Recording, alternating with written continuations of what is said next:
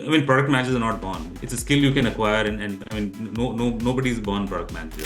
Were there some underlying principles which kind of kept you always ahead of the curve and always looking forward to newer and diverse roles in across these large places? So the ability to have that risk taking piece where you move out, build something, come back, I think that works very well. And the only good thing in most of my roles have been that people whom I work with have some knowledge about me, what I have done, either in the past role or through some references. So that's one good advantage which I've had.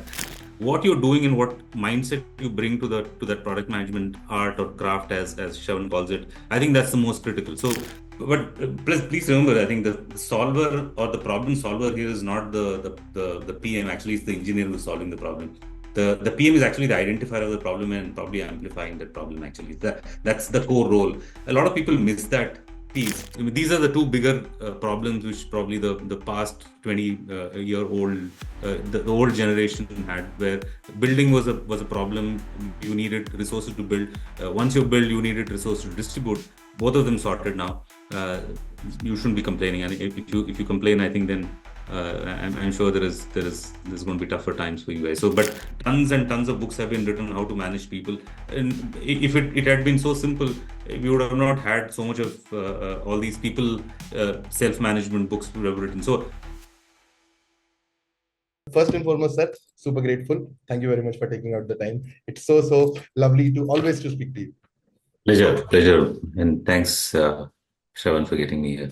Awesome, makes sense. I'll quickly do a small introduction for everybody, Janta, right? Hello, everyone. Today, it's an honor to introduce a seasoned leader in the realm of digital transformation and strategic partnerships, someone whose journey through the tech world has spanned industry giants and reshaped how companies leverage innovation. Dilip K. Dilip currently serves as a global partner and alliance leader at Adobe, where he orchestrates high-impact partnerships, fostering growth through collaboration with top global SIs and boutique firms. He's not only expanding Adobe's reach, but also helping redefine its market strategy by building a powerful ecosystem of alliances that drive long-term value for Adobe's diverse customer base. Before stepping into this role, Dilip was Adobe's group product manager, a position in which he honed Adobe's product vision and strategy for technical communication space. Here he led efforts to support over 70 B2B clients across various product strategies to their unique needs and identifying market opportunities for customers to thrive. This experience added yet another layer to his profound expertise in crafting and executing impactful products. Before his time at Adobe, Dilip spent 17 years at Microsoft. Again, it's a dream company for many, holding roles such as a senior product manager, a global senior program manager. His work has been instrumental in driving Microsoft's digital transformation, where he spearheaded the development of data and analytics processes and drove AI-based sales recommendations, empowering the company to tap into a $2 billion SMB market. His contributions earned him Microsoft highest honors, including the prestigious Gold Star Award, a testament to his commitment to customer excellence and innovative solutions. Dilip's career is a powerful example of leadership that combines technical depth, strategic vision, a relentless focus on customer value. Thank you very much, Dilip, for joining. And I'm super thrilled to have this conversation with you. Thanks a lot. It's a long introduction. I didn't realize that will be so long. Sir, karna padta hai. This is the least I can do.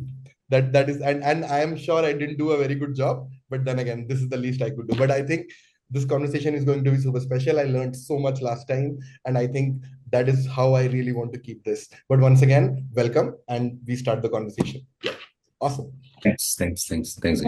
So the first question that I really want to ask is that your career has spanned across varied roles, right? Program management, product management, alliances, maybe some on the sales side, customer success side, right? And you have gone through varied paradigms of working styles, managers, people types. How do you essentially, what are the core principles that you've imbibed in your journey? How do you approach learning, and how have you approached personal growth in all of these fields? And were there some underlying principles which kind of kept you always ahead of the curve and always looking forward to newer and diverse roles in across these large places? I would love to know that. Yes. Thanks. I think, and I think you did a fab introduction for me. And if I were to really put them in perspective, for about 23 odd years now of working, First few years, formative years, like any tech guy would do a bit of development and project management, running teams and building the old products or old school products as we had the back then.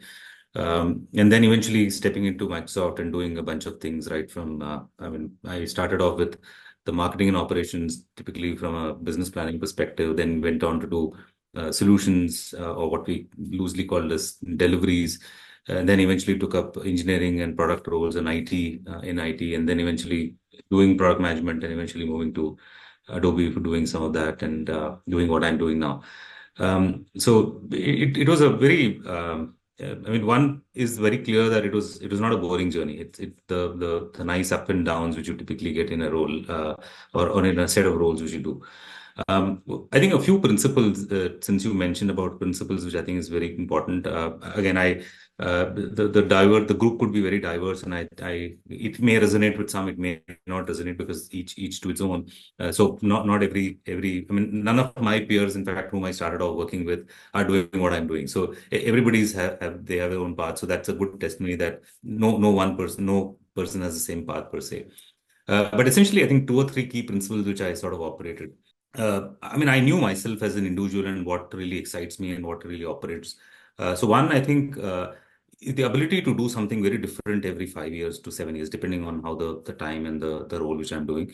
So I think that is one key piece which I think I had. And no matter what, my first role to the last role have been extremely different. So I'm a man of a diverse experience from what I have gained for. So that helps me to give perspectives probably the others may not, who probably had a verticalized or very straightforward growth in their career. So I think that helps, which is what I wanted to be myself as an individual or a person known for.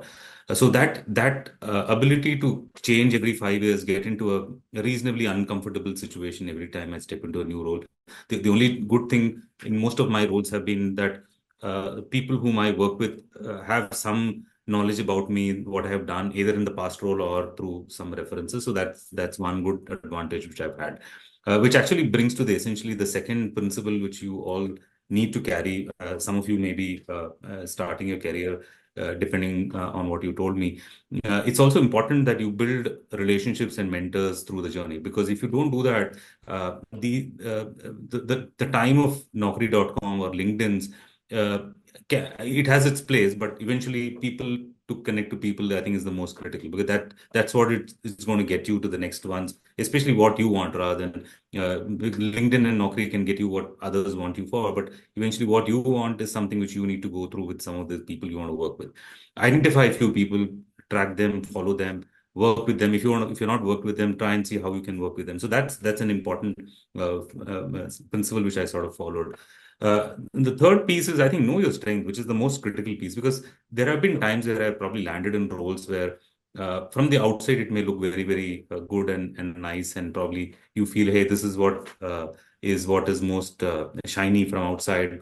But when you land, I think you would realize that either you don't have that skill, or you don't have that knowledge which for you to go and operate, or from what it looked from outside has not had the impact which you want to do, which you want to go and do, that is not something which is available. So have that key point of knowing what is your strength, where you want to operate in, and then eventually ensure that you are when you are in you have a constant rebalancing of your thought process and the portfolio which you are in, so that you don't get sucked into something which you didn't want to. So the ability to go and do a self introspection on a reasonable regular period, I think that's the most critical from a principal perspective.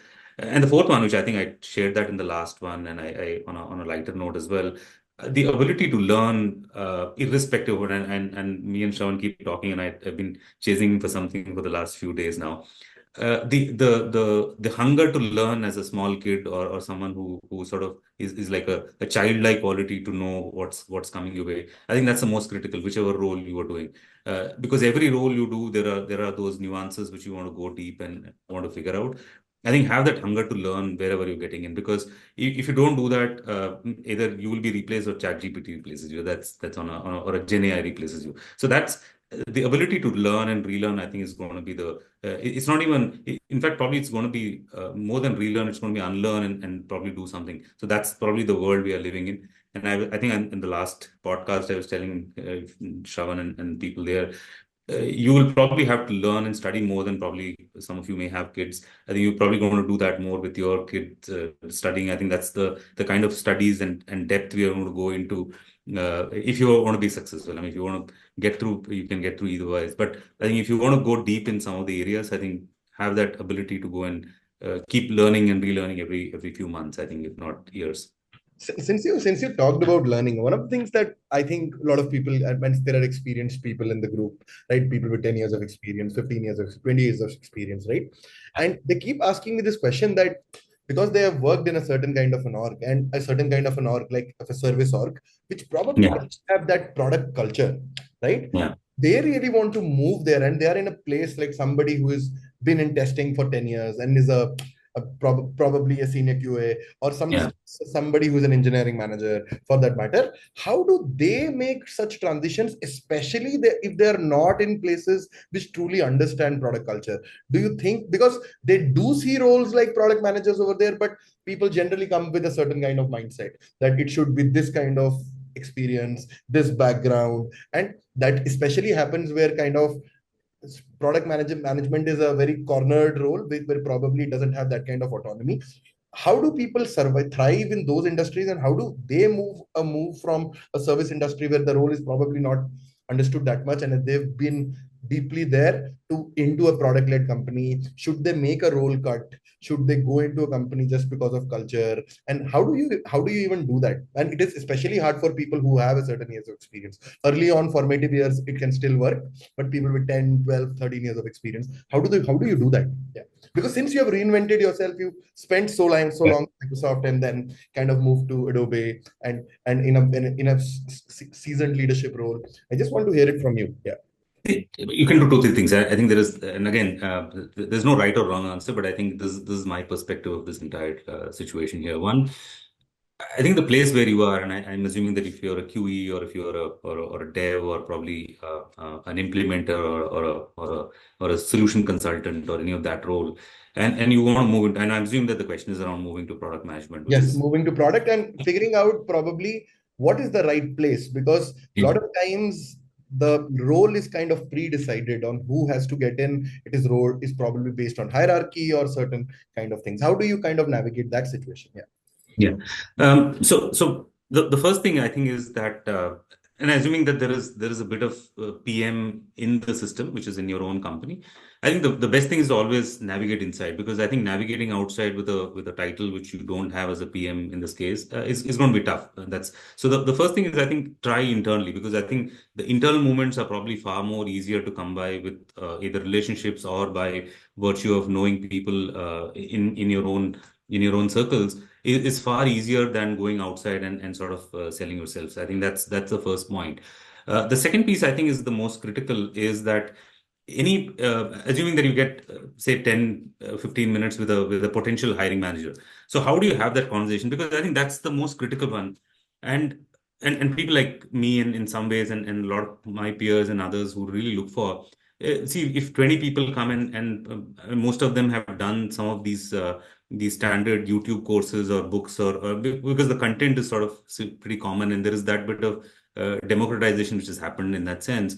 So how do you really differentiate yourself in that 10, 15, 20 minutes of conversation, assuming that you get that time there, is about anything is best when you build. So assuming if you're a PM, try and identify a problem and build something small, and you don't have to really build a large ERP or a large system there. So build something small and say, hey, how did you approach that, and give that because anyone who sees something coming out built versus theoretical or even verbal in that sense is going to make a huge difference. And I've had conversations with some people who have come for interviews where I found the guy extremely good, but sometimes when you go deep, second, third level, he's shallow. But the other way around, where I've had people who come in and probably are not the most articulate speakers, but they come up with something very hands-on with respect to what they've built, and they say, "Hey, sir, we want to show this to you because this I feel is what my contribution to product has been."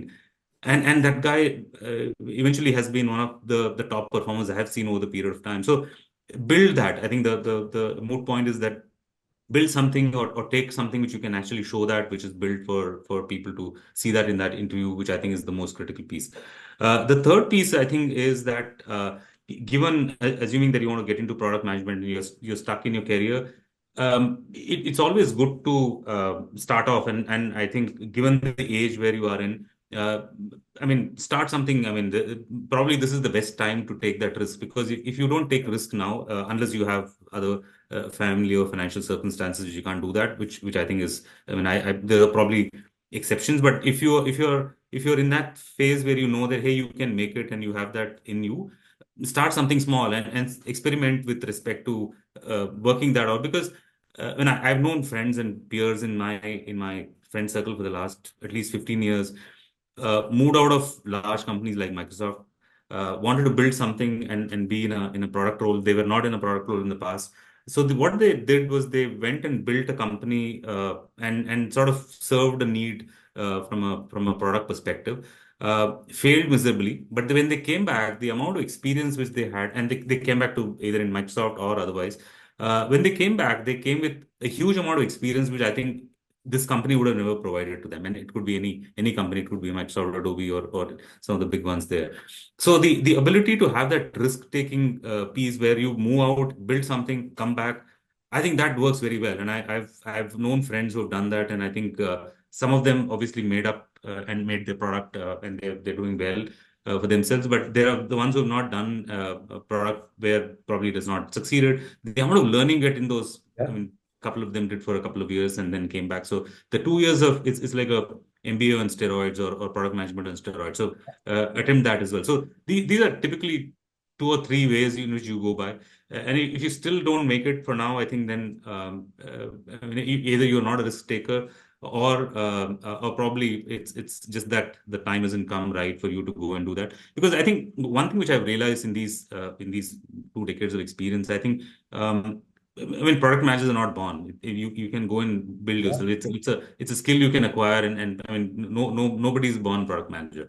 absolutely. Um, and what's more important, most critical, especially for those who are not PMs, and I think I've sort of heard this and sort of seen this many times now. The title of the guy doesn't matter, or the title of the person doesn't matter. What you're doing and what mindset you bring to that product management art or craft, as Shavan calls it, I think that's the most critical. So try and master that piece, hone that over a period of time, and you are probably in the right forum in the right place.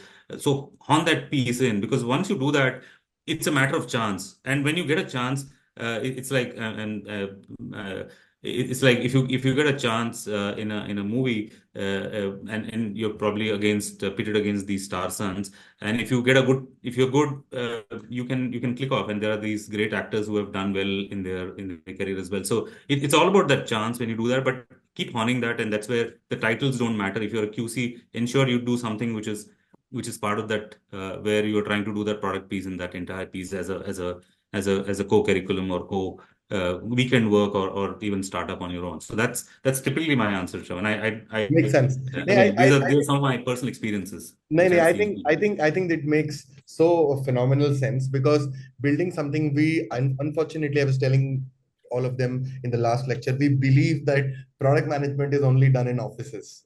Unfortunately, we have to break through that Yeah, mold. And we have to come to the absolutely. point that today you can ship out a product with as little as $50 with you. Absolutely. And if you can't do that now, and uh, uh, if you can't do that now in this current state where your time to market, the ability to market, ability to build, ability to put on marketplaces, probably there's never going to be a time where you can do that. I mean, you just can get better from here. It's not going to be. It's somebody started off 20 years back, just to get a server. I don't know how many of you have done that bit. To get an enterprise grade server, it used to take some 8 to 10 weeks to get shipped. And think of the times which have changed, where in 8-10 minutes you're really spinning off an app, sometimes Yeah, even absolutely. a application to go there. So that's the kind of scale we have really come about. So I think it's the builder's mindset that has to be like, we yeah, have to move away from this title of product manager to actually a product builder in general, absolutely, come from any absolutely. background. So the last question that I have, and it has two parts, because in the interest of time, I want other people to also. And Janta, you please be prepped. जिन जिनको questions पूछने वो अपने hand raise कर सकते हैं. ठीक है. मेरा आखिरी सवाल आपसे ये है सर कि बहुत honestly, like in a very honest way, as you progress through career, what do you focus on? Like for example, आप कॉलेज से बाहर निकलते हो तो आपको बोला जाता है पहली नौकरी लगाओ. इतना जरूरी नहीं है कि आप कहाँ जा रहे हो, पर नौकरी लगना इंपॉर्टेंट है. और काफी लोग उसी माइंडसेट से सोचते हैं कि I should get some amount of good salary so that I can run my life, and maybe then I figure out, do an MBA, do other things and whatever, and I gain some experience. If I break down your last 20 years of your life, how did Dilip in the 0 to 5 years think, and what were his goals, right? 5 to 10 years, 10 to 15 years, and 15 to 20 years. मैं ये journey थोड़ा shape करना चाहता हूँ. और मैं एक और सवाल पूछना चाहता हूँ, इसके नीचे एक और छोटा सा सवाल है. The question is that today, in the age of AI, and since you have been, and we have been talking about this, right? How do you think that it will help people accelerate what people used to achieve in the first 0 to 5 years to 5 to 10 years, 10 to 15 years, and by somebody who actively leverages the innovations in AI? What kind of impact, what will be the marginal growth? Like if you think that maybe after 20 years I would have become a VP somewhere if we did consistently well, or probably an SVP somewhere, will that unlock opportunities that people will not look at those kind of roles and maybe become more entrepreneurs, like starting their own thing? How do you see that this AI landscape changing careers for people in particularly? तो मैं पहले दो सवाल है, इन दोनों सवालों का मैं आपका जवाब सुनना चाहता हूँ, और बहुत इंटरेस्टिंग होंगे for sure. Please. So if I were to map my journey, I think that's coming back to my thought process. I come from a very conservative Tamilian family. So thinking of me getting into business or doing something drastically different, I think is a strict no-no, was a strict no-no. So it was a classical move from college to PG to work, to better work, better pay, blah blah blah. I think that's a classical journey. It's also the age which I was probably, and my white hair can give you some part of it, but essentially it's a very classical trajectory of what a classical Indian middle class boy would really go through. And I had all the stuff. There are times where you would feel you want to quit because I think you're not going anywhere, because there are phases in those 20 years where you feel, hey, this is not what I wanted to do, but you had to do because you have family to support, bills to do, and all that stuff. So from that standpoint, yes, there is that journey which I think 0 to 5, obviously, from a principal's perspective, if I really look at it, it was all about sucking and absorbing what's coming my way. Right. That's something which I think kept me going for the next. In fact, what I learned in the first 5 years of formative life is probably holding me good in even now. For example, the learning culture which I spoke of, the learning, wanting to learn, maybe it was imbibed in my DNA and genes and in my own family, but essentially, and I'm a mother of a teacher, so I that the teaching or learning gene is sort of more in there. But fundamentally, more important was the fact that. That wanting to know and being curious, I think that sort of the first 5 years made, because and in a field of technology, I think back then it used to be 5 years used to be a good shift of technology which used to happen. Yeah. It's probably 5 weeks or less today, but fundamentally that was one piece which I think was the most important. The 5 to 10 was all about the consolidation phase, because you've gained something, you want to do better, and you have to start moving and probably start nurturing people, and that's when I think 5 to 10 is also when I started managing a few people and sort of nurturing people. So that phase of life where I started to put learning yet and also sort of nurturing in my pace. 10 to 15 is where probably is the third phase, very interesting phase, where I also was in a phase where I've done 5 to 10 something, 5 to 10 and 0 to 5 I've done something. Want to do something very different because I've done my 7 years of what I'd done, and my 7 year itch started happening. So I did something, in fact, probably my 10th or 11th year, I did something very different. I think I started managing an engineering organization back then, managing TCS as an engineering partner back then. something very different. I had to learn a lot of things. It was again a period of learning, but fundamentally the important point was it was a very different approach. So where I didn't have people back then, because you don't want to make two changes in the same time. So you either manage people or you manage yourself. So I started to focus on what I wanted to do.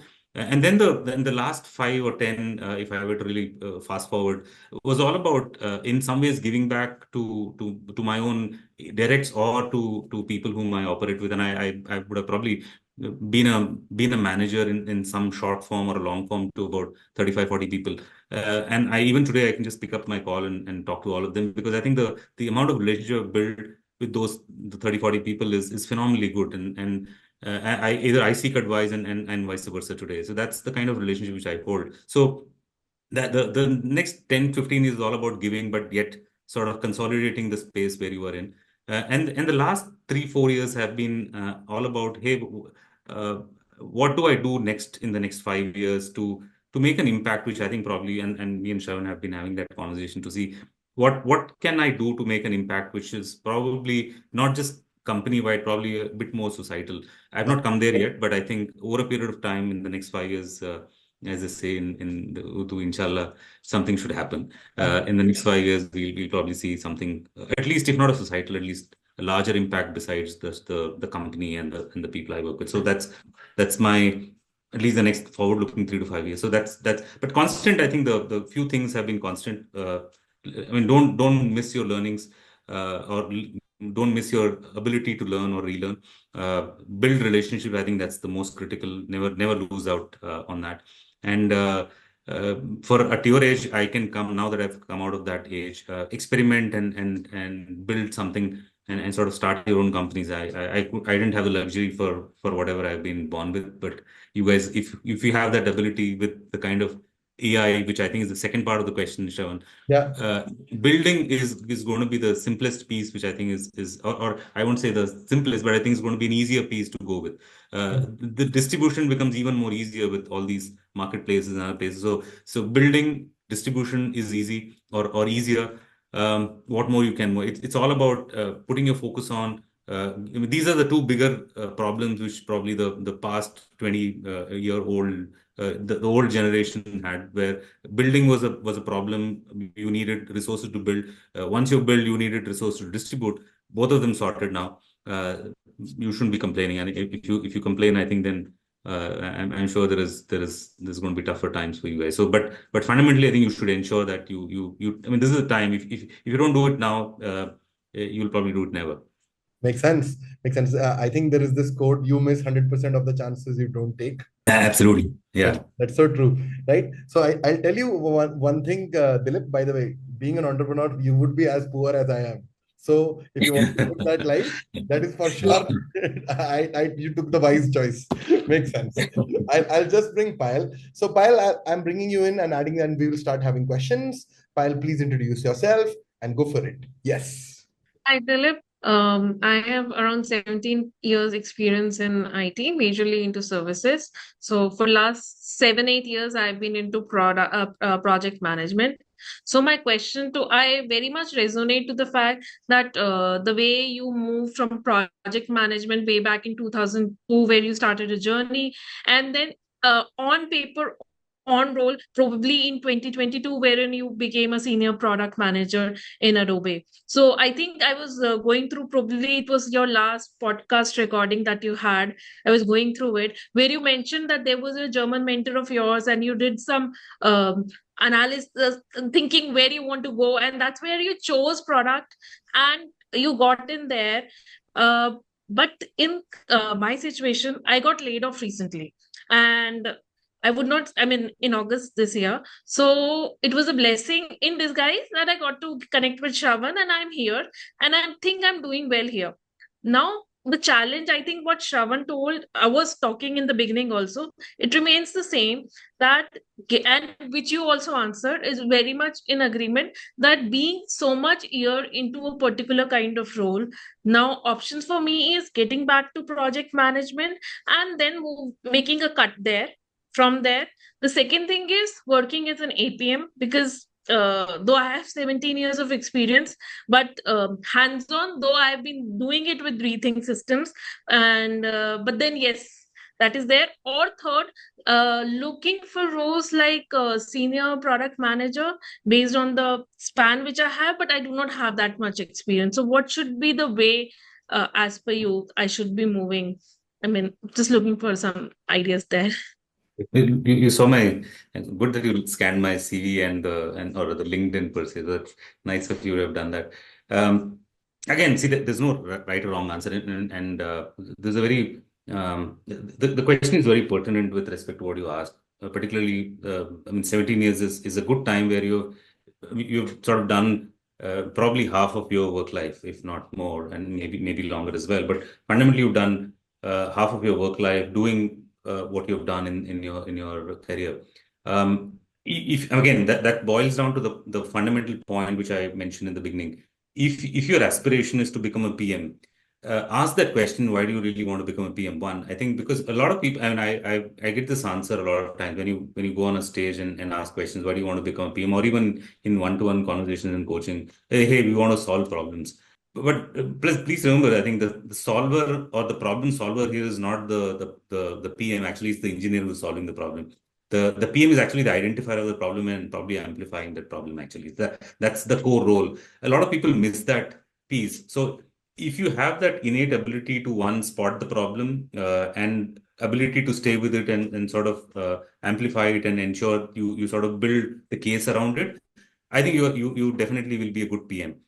Again, it doesn't matter which title, as you said, you hold or what you are holding right now or you will hold in the future. If you have that ability and with sort of the mentorship from Shravan and team, if you have that conviction that you can sort of build that, because I think I think Satya said it. You sort of the past is not going to matter. What's going to matter is the way you're going to take it forward. The you're going to be it's going to be how you take the next 5 to 7 years from here to kind of make that sort of a second innings, if I were to use that word. So your second innings, if you want to really go and build that, one, I think if you get an opportunity as an SPM, because with your experience, I think it'll be a direct fit than an APM because I think it one, I think there is the monetary piece, which I think is also, I'm assuming that you need money to sort of manage your family and stuff. But otherwise, also, I think an SPM would be a better fit from a pure play PM perspective. But to build to that SPM, have those three things or four things which I mentioned in the beginning, where I said, hey, try and build something, keep your learning on, because I think as long as you're skilled, you'll probably be in some form in some of the companies. If you don't have those all the skills which I mentioned, and also what including identifying the problem, staying with it, and sort of amplifying and making the business case, 17 years of services experience, I can tell you one thing. Come what may, I think the ability to have these products and projects serviced, that's probably not going to go away. It may have a bit of sort of executing ways are going to probably change, but it's not going to go away. So you still need to go and handle projects, people. I don't think so. A Gen AI or any of that is going to take that away right now. So in fact, the most what we probably see from what I've seen observed is a developer's role can probably be at risk in some ways because already Google started doing what 25% of the code written, what was announced recently, and even we see a lot of co-pilots doing about 30%. So definitely there is that piece which is risky, but a people-centric implementation, service implementation, I think that's going to remain in some form. That's not going to go away. So if you don't like the first piece where you want to live with the problem, amplify it, solution it, the second one is a good fallback option for you. So not solving for you right now, but I think these are probably think on those lines and sort of put your thoughts there. Things will work out to my view. And if you want to get into a PM role, APM doesn't make sense. I think start with a PM or an SPM to kind of go with the experience you have, because I'm sure you've done some of the basics of what you've done, which a PM will do. You probably have done over these over the last few years. So I think one thing that I want to add what Dilip said, Payal, just for you to know. I think it is a lot dependent on the what the competencies do you carry. It is not dependent on what your background is, because you were doing a lot of stuff what PMs do, right? It is just how you put forward that narrative. But one thing that you have to realize, that that narrative isn't actions, something shipping out. You cannot say that I know this. There has to be something to back it up. And generally, that is where experience helps. But if you go beyond and show that ability in a new project, in a new product, or you give out ideas that way, or you kind of manage a small thing around it, and you do it end to end and show that meticulousness in that approach, right? That is good enough indicator that you have a very good product skill set, right? And that is where people will appreciate you. It's just you have to look at your competency and then what are the ideal competencies and where is the gap, and you fix that. And you fix that and you show that in action. That will be a very meaningful thing for you. Make sense? Sorted. मैं आगे चलता हूँ. Thank you, Dilip. Yes. Thank you, Shravan. I All the will best. bring Tyagi ji, आपको ला रहा हूं मैं. ठीक है, आइए. अच्छा, हर्ष, जनता, आज मैं there is a hard stop at 9. जितने क्वेश्चंस मैं ले पाऊंगा मैं उतने ही लूंगा. Any other questions are there, I will try to get that across. Tyagi ji, please introduce yourself and go for it. Yes. Thank you, Shravan Bhaiya. Thank you, Dilip sir, for giving me this opportunity. I am Harsh Tyagi. I have a background in supply chain, and I did my graduation in computer science. Then I moved to MBA, and then started with working with Amazon. Then later moved to Flipkart, and then working in a software as a service company in Bangalore, Flipkart, in craft mining. So my question to you was like, before this, you were discussing about ambiguity and like taking actions, right? So even I myself prioritize action over perfection. But as product manager, we all know that we, in one way or another, have married ambiguity. And we often hear that 70% of available information is ideal for us to take action. And it wouldn't be wise to wait for 90% or more. So what I want to ask is like, what signals or benchmarks tell us that basically it is time to stop gathering data and start taking actions, that we have reached that 70% information mark? Like, how do we identify it when everything is so ambiguous? So, let me rephrase the question for all of you. The question that basically Dilip is asking is when to stop discovery. When do you move into like the execution mode, right? Because Yeah. आप discovery तो कितना ही कर सकते हो. अगर if there's a large project, you can do it for 6 months, 7 months, 8 months and never stop. And he will say there is always new information coming in. When do you make that move that now there is a certain level of ambiguity, but I'll go forward and execute it across? I think that's Yes, that's what when we realize that we have enough information to take action. No, thanks. I think, and let me in fact, I'll probably answer that more from a B2B context than a B2C, and I'm assuming that it's all about a product. The reason I said that because I understand that space a little more than B2C from my perspective, and B2C discoveries are probably more complex and more strenuous in that sense, because I think there's a lot more, and unknown user sort of is your target, which I think is a tough one. But a B2B is more where I can probably tell you what we have done and what we have attempted a few times. One, I think the most critical, I think, when you get it into a discovery mode, there is always that problem identified. I think that identification of the problem / hypothesis is already in place. So it's not that you're going with an unknown and sort of trying to discover the problem as well. So there is a problem known.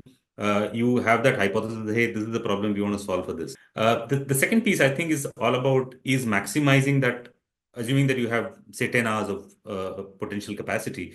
How do you maximize that 10 hours of that available amount to go and play that piece of discovery to build back into your process of sort of starting to bake in?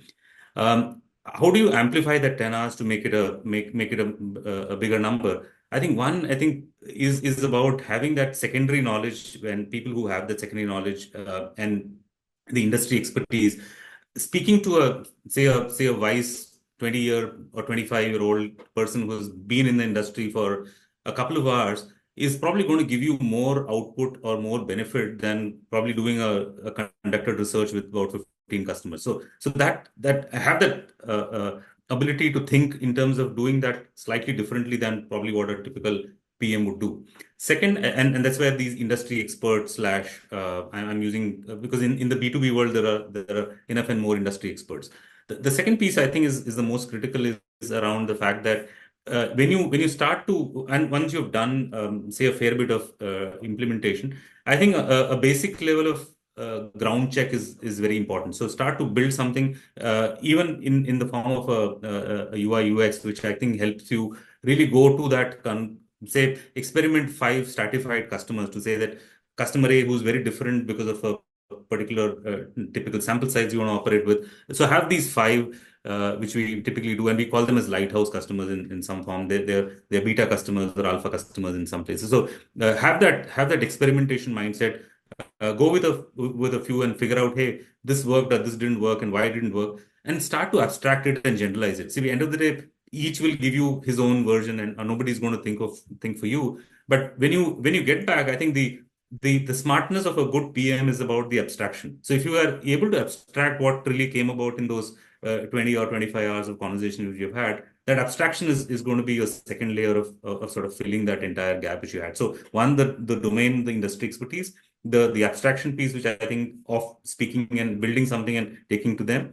And the third piece is, I think, there is never a phase where the product is perfect. So, I mean, you otherwise the companies would have sort of shut down their first version and then be done with it. If they're done the entire discovery in the first place and moved on. So the ability to have that, especially in the B2B space, you have to understand that I can't be releasing something every month, because there are times where, especially in the B2B space, there's a fundamental. I won't say they don't want to go and experiment too much, especially when things are at stake. If you're, for example, one of the products which I had was a publishing solution.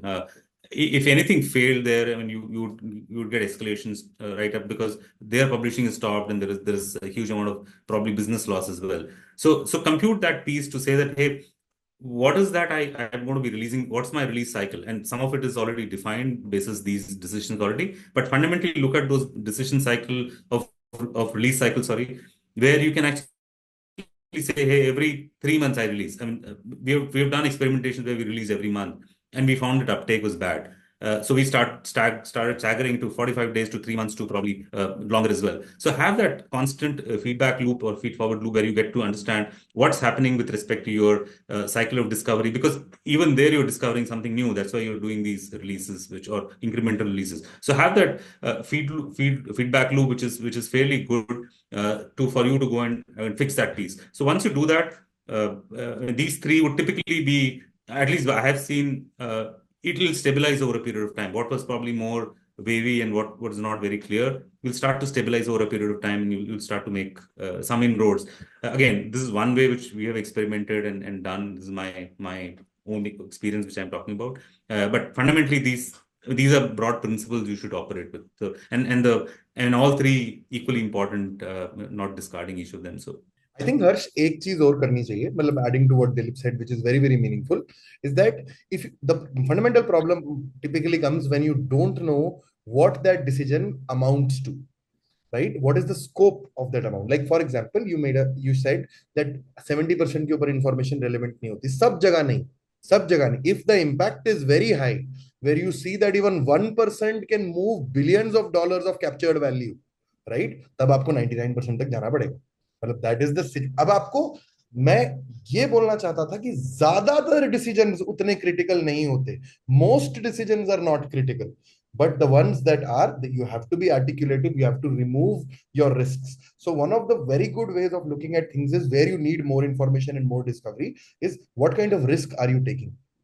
You probably quantify that in metrics or in some way or in some meaningful way. ठीक है, उसको quantify करो, वो risk कितना बड़ा है और उसके according आगे चलो. चलो हर्ष, मैं आगे चलता हूँ. ठीक है, let me move this across. Shraddha, I'm bringing you in. Shraddha, please introduce yourself. Thank you, Shravan. Yes. Thank you, Shravan. Hello, Dilip. I'm Shraddha. I have approximately 17 years of experience and privileged, or I would say quite lucky to work with different domains such as telecom, fintech, and so on. There's a lot. I did work with very esteemed organizations such as MasterCard, Western Union, and UBS, currently working as an associate director of product management. However, my title is not product management. It's my role is a combination of program as well as product management. Now, the question here is, I went through your LinkedIn profile, and what has piqued my interest is that you've mentioned that you dog food your own product. So my question here is, what techniques do you use to dog food your own product, and how has this practice influenced recent improvements or product decisions? Makes sense. A question on dog fooding, sir, please. Okay. So dog fooding is probably not the best term which I think industry now uses. They use this first customer or zero customer zero and stuff like that. But I think I see the sentiment of the question, Shraddha. So and these are just to help you set where the dog fooding is useful. And in fact both the companies I've worked, both Microsoft and Adobe now have this concept of customer zero. So I'll just get you a bit of sort of the scale in which a company like Microsoft does so-called dog coding / customer zero. Uh, there have been organizations in Microsoft back then in IT and then digital and others where the customer zero and even now, in fact, it continues with almost all product groups where even now the using your own product or consuming your own product, I think is the most critical element, which is very programmatically managed. So what's more important is, Shraddha, it's not that, hey, I put it in and then you go and download and start using it. It's rigorously programmatically followed with even change management principles there. So they follow these PROSCI and stuff like this. That's the kind of rigor a company like Microsoft does from a dog fooding and a feed perspective. What it does to, I think that's and the same with Adobe, and I've seen, in fact, our own group, we keep doing that all the time, and may not be as rigorous as probably with a separate org, but we do dog food a lot of our products in our internal kitty. But some products are doable, some products are not doable. So that's a caveat which we want to look at it as well. The essence of the question which you asked, I'm assuming that is about what really constitutes dog fooding. Is that your question, or is that more which you want me to look at? Yes, you're correct. How do you do it? What really Okay. constitutes to it?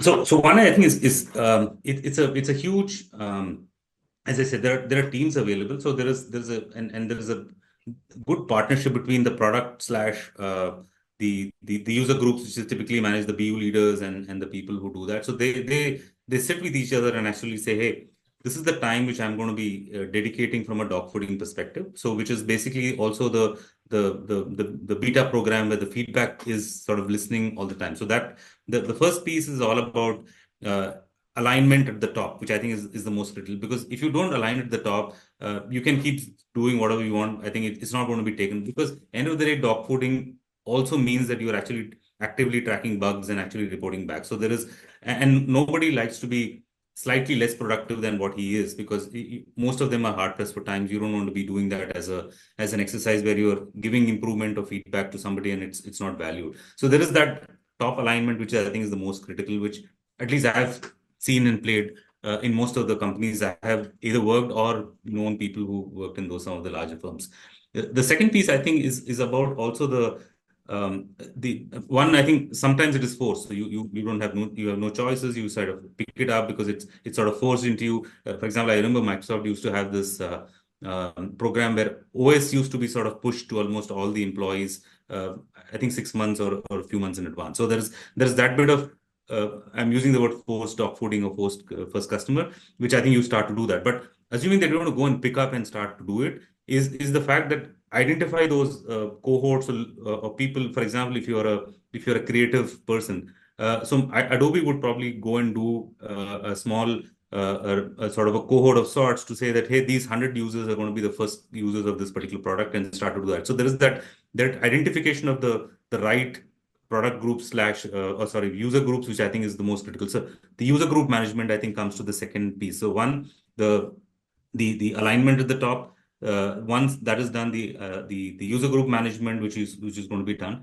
And the third is the most critical part, Shraddha, is about, you've done both, but effectively you need to have a very constant PMO loop or a PM or a project management loop where you're tracking what's happening every week. Because somebody needs to do that, program management or project management, whichever you want to call that.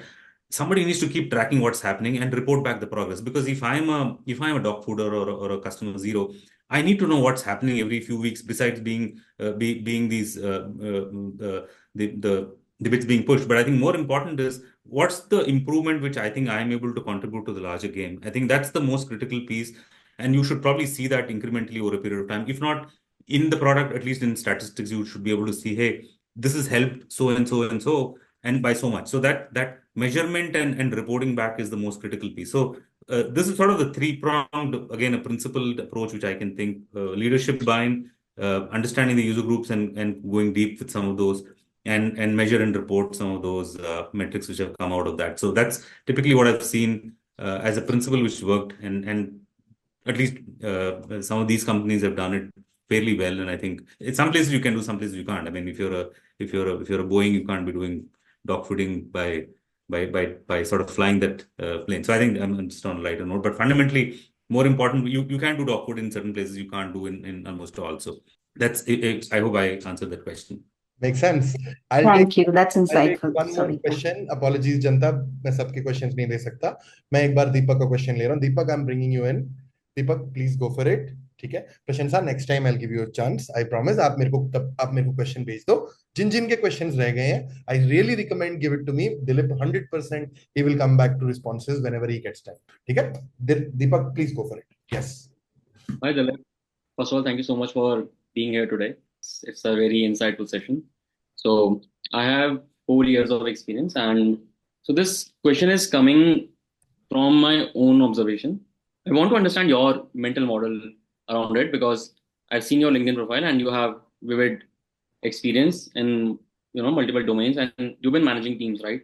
So I want to understand, how can you manage a fast moving team that is under pressure, and especially when you have to tell them to pivot multiple times, because that is coming from the leadership, where you have shown your support to them privately as well as publicly, and eventually people starts to leave, and these are your most efficient resources. I want to understand your mental model around it, because how do you deal with changing priorities when leadership comes and says कि यार ये नहीं करना? And it happens multiple times and it happens multiple times, and because of that engineering teams and working teams, they get affected, right? Because आपका trust भी उस level पे break होता है, तो आप कैसे उसको manage करते हो? Yes. And adding to these, because the leadership team is usually coming from a business perspective.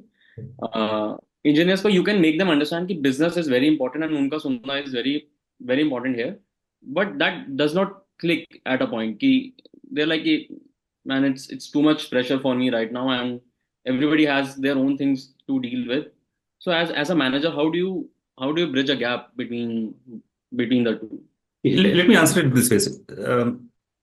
Dilip, as a manager in say early years of my career versus probably as late as a few months back, my approach to this entire piece is really changed as a person. One, I think, one fundamental point which I believe, I think, I've never stopped a person leaving in my team ever, and I've supported as an individual, because until he's taking a decision on one, I always make sure that he's not taking a decision out of frustration, which I think is probably your case. So if it is a well thought out decision where there is some merit in moving out, I think I've always supported, and I've sort of ensured that the person is sort of sent out in a celebratory mode. That's point number one. The second piece I think is about which is what your core of the question is, that if the priorities change and if he or she is getting frustrated at the bottom, and how does he handle? I think the first most important piece which I have done even in my early careers, even now, which I do even unasked for a lot of times, because I early careers you sort of don't sense it, but now you sense it, what's happening with the person, and a lot of them walk up to me even if I'm not managing some of them. The most critical piece which I think is the fact that especially assuming that these are young folks who are probably wanting to take the call, is the fact that he also needs to understand that the place where he probably gets into is going to be an unknown territory, which is sort of is going to be probably even more darker than what it is today. So I think the recognition that where he heads, or unless he knows the place and he's starting his own business. Otherwise, if he's going to head into a place which is as good as this place or as unknown as this place, I think we out of my own experience and volition, I throw some cautions to say that, hey, you can have that. So that's one way of a very reactive way of handling that situation. The proactive one, I think, as a good manager, which I think what I in 2007, 8, 9, when I started to manage towards his 20s, is the fact that you start to sense this even before. So what was a reactive way of when people come to you, the sensing piece is something which you develop over a period of time. I think that's I mean, I don't think so that's taught. You sort of get it. And if your EQ is good or emotionally aware, you start to sense something uneasy happening. And that's looking at people, how they operate, how their outputs are sometimes, or how they behave with people in the groups. So when you do that, I think you start to, especially if he's your direct or part of your direct in some ways, you start to operate with that person in many ways with him in a friendly manner, in your one-on-ones or in your conversations with him, or operate through his friends to say that, hey, I see him being not most productive right now. So you start to sense and start to be proactive in terms of putting that entire structure in. And if he still feels that, because what he's undergoing is, I'm probably undergoing the same multiplied by 5, 10, depending on the size and the scale which I'm looking at. So once we sort of get to that phase where it is easy for us to go and approach with multiple such conversation, I have found largely people sort of understand and take a wiser decision. If they still want to move, as I said, I've never stopped as long as there is a very justified decision to people to kind of move. Absolutely fine to kind of allow him to move that, with a caveat that, I mean, tons and tons of books have been written on how to manage people.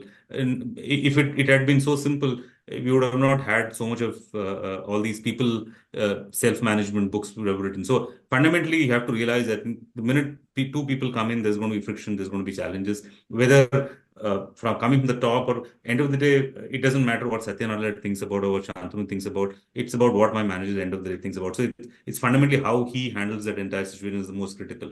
So if I used to be slightly reactive, a bit more proactive over these years for what I could, and try and see if I can sort that out. If I can't, I sort of let him go as well eventually. Makes sense. I think such an amazing answer. I can take one more. I can take one more, and Take one more question. ठीक है, प्रशंसा, I'm bringing you in. प्रशंसा, and sorry Abhishek, मैं आपको नहीं, मैं प्रशंसा को ला रहा हूँ. Just Thank you, Dilip. They can be brief. I just have a couple of minutes, but I can take one. Can you take a brief very quickly? Yes. Sure, Dilip. So thank you so much, Dilip, for that opportunity. And I just want to say that you have transitioned from product to global partnerships and alliances. I am transitioning from global partnerships to product. So that's how I resonate a lot with you. So currently, I take care of partnerships at an AI application security company. And my question to you is, what was your thought when you were moving from product to the partnership area? Because I am right now thinking in a very opposite direction. And second is, after 9 years of experience in strategy, partnership, business development, there's a certain kind of, persona that has been created for me. Now, if I go into product management, how do I break that perception or that persona? Or do I use that as as an addition? How do I use that into my positioning as a product manager, basically going forward? So just this. So the first part of the question, I think, is something which is more what I want to do in the next, and I think you heard me in the beginning what I want to do in the next 5 years. So it sort of builds my path, what I want to do. So that's one of the reasons why I transitioned from where I transitioned. Yeah, and you always, when you do some of these roles after such a reasonably deep tech slash product or even implementation roles, it gives you that breadth to run some sort of business, which I think is what I want to do. I think that's the point number one, why I moved. On the second point of what do you bring back when you go back to from a partnership to a product management role, fundamentally you will start to understand two things. I think one, as builders, and as Shravan and we were talking in the beginning, as builders, you never know who's going to be a consumer and how they use it, and who's going to be distributing the products to the consumers you're going to look at. Good or bad, you had that experience of working the other way around, where you have been partnering with firms or companies distributing the product which somebody has built. So you will probably get a very good sense of what works well in the industry slash the partner, because end of the day, through those partners, you go to the customers, the consumers you go with. So you will probably have a better sense of what will work versus probably a rookie PM or a rookie guy, or even people who have sort of transitioned from services, who are essentially builders in some ways, either project builders or building for long. So fundamentally, I think that shift of mindset you can bring to the table, which probably the others, I'm assuming that others are not. You may bring that innate intelligence into the thing that, hey, this will work, this will not work. this will, even if it works, this can't be distributed well through partners, or somebody will not be able to take it. Or you can say, hey, this is not going to be sold via partners. This can be done via, say, an OEM partnership. So those I would say a sense of product distribution, product understanding, product even a product sense in some ways, I think will be much better with you, and you'll probably do well, Prashansa. So I wish you all the best, and exchange notes what happens later. Makes sense. Definitely. Thanks, Dilip. Makes sense. So Dilip, just a final ritual before I quickly let you go, because I Yeah. obviously didn't want you to stop. But one quick observation, which is I was thinking in my mind when I came in that at least of those 8 or 10 or 9 questions, at least 4 or 5 will be on AI. But probably there was one mention of it, but so either generative AI fad is probably coming down, because the previous one was a lot that's of. not true. I'll tell you what the basic thing is. They wanted to learn so much from your experience, because a lot of philosophical questions from culture, they are generally not solved for. If we had time for half an hour, you would have seen the AI questions coming. Okay. So yeah, that's so. Yes, Janta, please show your faces. That would be super lovely for us. And the count of 3, 1, 2, 3, we do like this. We do cheese. 1, 2, 3, cheese. बहुत बढ़िया, बहुत बढ़िया. Sir, I'll take 1 more minute of yours. I just want to show you my gratitude. Thank you very much for doing this again. It's always a pleasure speaking to you. और मैं इतना सीखता हूँ, कहीं ज्यादा इनसे ज्यादा तो मैं सीखता हूँ. सच बता रहा हूँ आपको. So it's a privilege always to listen to you. And I'm sure मैं आपको feedback भी बच्चों का मिल जाएगा. जनता, please feedback on Slack after the session. You have to give across, and any questions that you want to ask Dilip, be my guest. I will put across. I will share it across to any of the speakers that you're putting across. Thank you very much, Dilip. Super lovely. Thanks a lot. My pleasure as well, and I really enjoyed as usual. So and looking forward to the season 3. I think that's how I want to probably call it. Season 4. It's not season 3. Yeah. No, my season 3. Yes. Sorry. Apologies. Chalo. Thank you. Bye bye, Dilip. Take care. Bye. Yes, bye.